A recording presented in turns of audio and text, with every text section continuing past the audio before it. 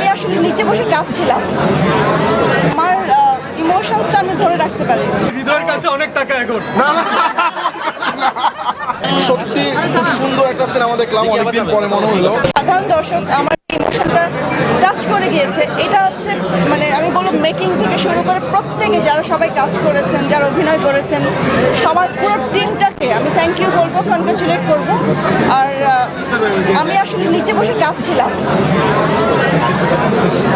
আমি আমি দিন শেষে আমিও তো সাধারণ মানুষ, আমিও তো মা, তো আমার ইমোশনসটা আমি ধরে রাখতে পারি। সো এক্সপিরিয়েন্সটা আমার খুব ভালো ছিল। আপু কিন্তু জ্বর নিয়ে আসছে। By the way, thanks for coming. Thanks for inviting me. হৃদয়ের কাছে অনেক টাকা এখন। এই যে সব টাকা এই জায়গায়।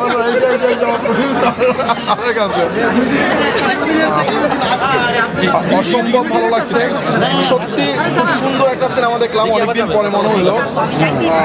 হয় না মানে দেখতে দেখতে দেখতে দেখতে কখন যে ইমোশনাল হয়ে গেছি আসলে বলার মতো না। থ্যাংক ইউ ভাই, অনেক সুন্দর একটা সিনেমা আপনি বানাইছেন, অসম্ভব ভালো লাগছে, খুবই ভালো লাগছে। আর সবাই ভালো করছে। সিয়াম ভাই, বিশেষ করে সিয়াম ভাইকে একদম আলাদাভাবে দেখছি, দিঘিকে, বুবিলাপুকে একদমই বলার মতো না, অসম্ভব ভালো করছে।